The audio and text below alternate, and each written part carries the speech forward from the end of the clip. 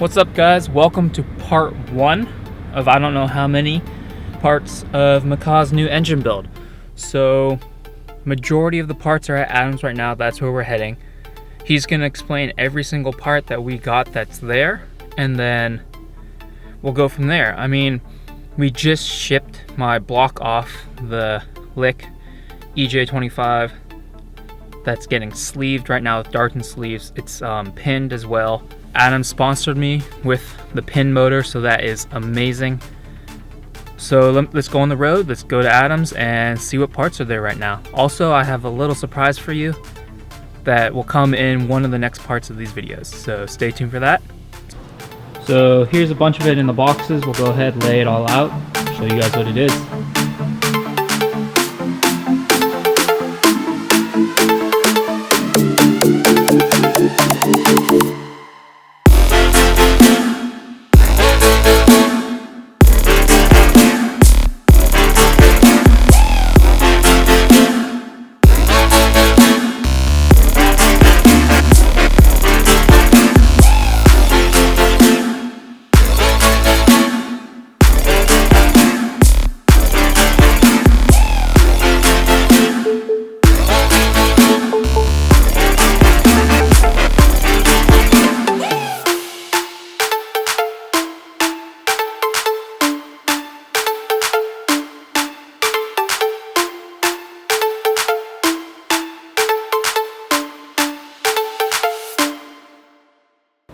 Hey, this is Adam here at AA Motorworks. Wanted to go over some build parts for Clint's new EJ25 we're building. First off, the block we shipped off yesterday, but the block I had on the shelf, it was a LIC pin mains, so they added some extra dowel pins on the main journals and the center section of the block to keep everything from shuffling around. Just an extra precaution that I figured I'd help Clint out with, and we're sending it out to get sleeved with some Darton ductile iron sleeves, so we'll see that in a couple weeks. But the parts we do have here, first off, is pistons. We have some Manley 99.5 millimeter lightweight pistons, just their normal part number, but I use these as my go-to pistons because just the machining, if you look inside, just everything about them is just super nice, made out of a real good alloy, super tight tolerances. All the pistons end up, I've used countless numbers of these pistons and they just work on all my builds. They come with a coated skirt, they come with a nice ring set, second ring is a total seal. There's not much more to say about these besides that they're just awesome. They also have an offset wrist pin, so it keeps down on the piston slap upon cold start. Pistons, bearings, I like King bearings. They're a tri-metal. They're a little bit harder than the factory style bimetal bearings. They're just awesome. I don't know. I haven't had any issues with these bearings. They work really well. They stand up to the abuse, and less likely to spin or get beat up as opposed to the stock bearings. Let's start with the bottom end stuff. So keeping with the bottom end, we obviously this is a very good upgrade for any build, whether you're just pulling your oil pan to reseal it or if you're doing a motor build, is a Killer Bee oil pickup. It's reinforced. It's got double feet versus the stock 1 foot design, and it also is fully TIG welded, not brazed like the factory one is. Usually they crack around this area where the tube meets the flange on the block. That about does it for the bottom end. For what we have here, the rods. Oh yeah, the rods that are on the way that are newly released from Wiseco are the boost line rods. I decided to give them a try in Clint's motor. They talked a lot about them. I saw the press release on them, and the design, can't go wrong with the design or the name Wiseco. It's really good stuff. They've been making parts for many years. So we should be seeing those in about a week or so. Going on to what connects the block to the rest of the block, cylinder heads. I went with ARP studs, but not just any ARP stud. These are the 625 models. They are considerably stronger, way considerably stronger. They're probably double the strength of the ARP 2000s, the normal part number you usually see.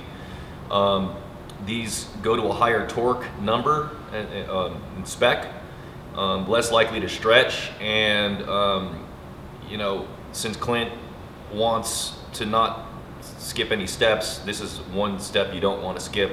It'll keep the heads down nice and tight, and that's what we're trying to achieve, because losing a head gasket like what happened with his current motor is what we're trying to avoid.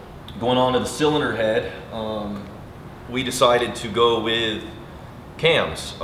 We first decided to go with Tomeys, but the Tomeys are pretty small, and you pay a little bit less for them, but you don't get the they're almost close to stock. So I suggested that we go with a GSC Stage 1 cam. I tend to like these just for the fact that you get a little more bang for your buck if you don't want to go crazy on your cams, and you don't want to have to do like a full port to really take advantage of the cams.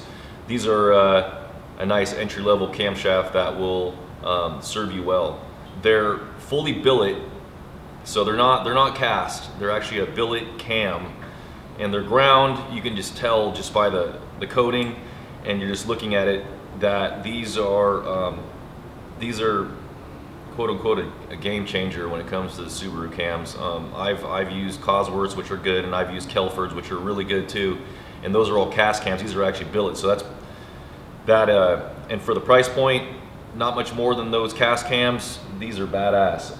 These in particular, cam card says they're I think they're like a 268, 268. If you want to look at those specs, they have 268 on the intake cam, 10.8 mil of lift, and then exhaust is a 268 with a 10.4 mil of lift. So, this is a healthy cam, and it'll support easily 500 horse without sacrificing any bottom end. So you're not necessarily shifting the power curve all the way to the right. You're keeping it where a stock cam would be, and then obviously with good tuning, you keep the AVC, you bring the AVCS in down low, being mindful of the fact that you do have more lift, so you can't go too crazy on the advancement of the AVCS. But yeah, cams, awesome upgrade. Definitely something where if you dump so much money into a build, well, it's one of those what ifs, or what I could have done during my build. I've done cams on plenty of builds here at the shop and with good results, so that's a good upgrade. Going along with valve train and the cams is we got some GSC stainless valves. I went stock size because I like the stock size valves on a Subaru. Unless you put oversized seats in a Subaru head, which can be difficult to do, you go with an oversized valve. The valve head actually touches on the outer portion, actually the casting of the head inside the combustion chamber, which I'm not really a fan of. I'd rather have the valve fully seat with the stock seats, not potentially touch the outer portion of the seat or even the casting. So stock size valves, stainless GSC valves. Nice and strong. GSC valve seals, same price as OEM stuff, and they're made out of Viton, so they hold up to a little more heat, and they're just an overall better valve seal. Can't go wrong. Got this Grimspeed top mount hose to adapt his current Grimspeed top mount to a STI or a regular WRX style outlet, not the one that faces up, but the one that faces out like an STI or older WRXs. So because we're going with a traditional style Subaru Turbo, we're gonna have to need this hose.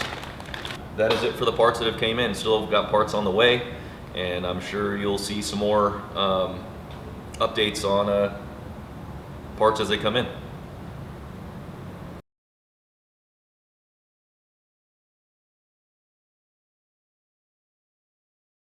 First off, the block isn't here. Well, that Stella just screwed up the lens.